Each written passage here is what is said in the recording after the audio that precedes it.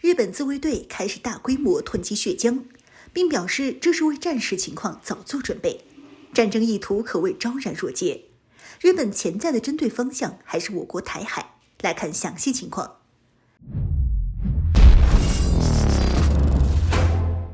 Hello， 各位老铁，大家好，欢迎收看本期迷彩虎，我是虎妞。日本最近的小动作实在是太多了，种种迹象表明，日本或许正在为与中国可能爆发的战争在做准备，因为日本政府和自卫队已经提前做好了军事冲突的准备工作，可见日本狼子野心凸显。其中最重要的就是日方武器装备的大规模引进、新部队、新基地的建设，甚至还开始了大规模的血浆储备工作。日本自卫队表示，2023年开始，日本防卫省着手制造、储备给自卫队员输血用的血液制剂，其目的是改变目前依赖外部购买的引进方式，以确保应对非常时期血浆的充足数量，并且加强后继作战能力。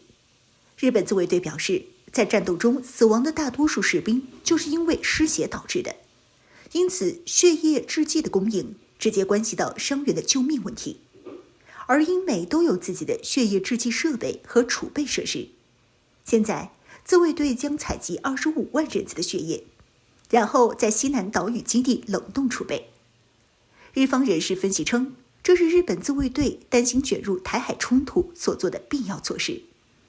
日本方面做的还不止这些。现在，日本防卫省已经制定2023年度弹药库部署计划，要新建造10座大型的弹药库。目前，北海道的弹药库从北向距离台海更近的南部九州岛转移。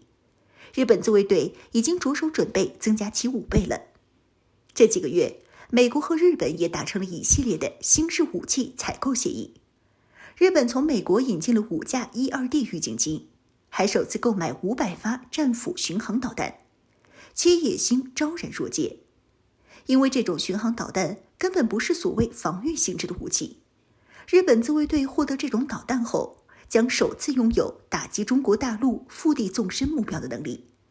可以说，日本自卫队这段时间装备买的很多，都是要求快速形成战斗力的。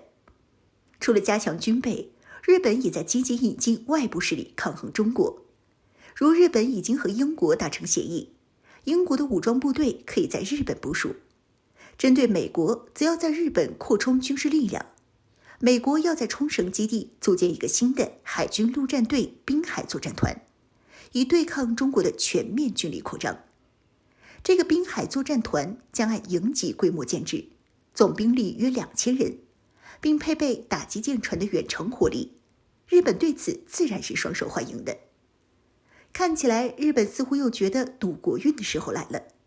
历史上每到重大关头，日本好像都是采取赌国运，或者是避其功于一役的极端方式，如1894甲午战争、1905日俄战争、1931入侵东三省、1937全面侵华战争、1941太平洋战争等。但是今时并非往日，一旦日本决定下场干涉台海，那么解放台湾的战场会增加一个分会场，就是日本本土，这一点毋庸置疑。现在在亚太，尤其是一岛链这数百公里内的范围，中国的军事力量已经远远将美国甩在了身后，更别提日本自卫队了。现在日本自卫队海空力量加起来，还不如解放军东战南战的武装力量。开战后，日本军港的大型军舰就是解放军弹道导弹和高超音速导弹首先打击的对象。而且以目前日本的反导能力，对于这2种武器是无解的。所以解放军火箭军完全可以在侦察卫星的指引下，将日本的水面舰队尽数消灭。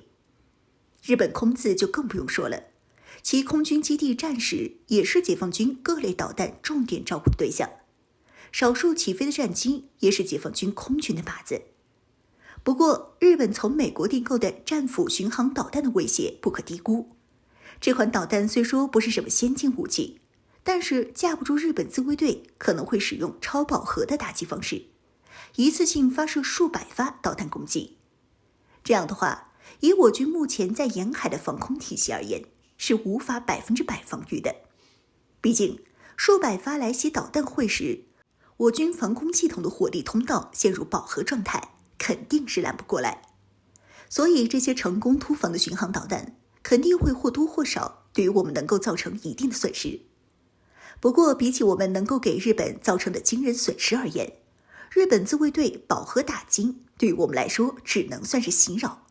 毕竟，我们可以将日本的空军基地和海军基地轻而易举地炸成废墟，顺带把日本海自主力歼灭了。所以说，对于日本一系列的反常举动，我们需要保持警惕，但是也不用过分重视日本，甚至是惧怕。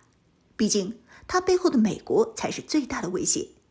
保持战术重视、战略藐视的8字方针即可。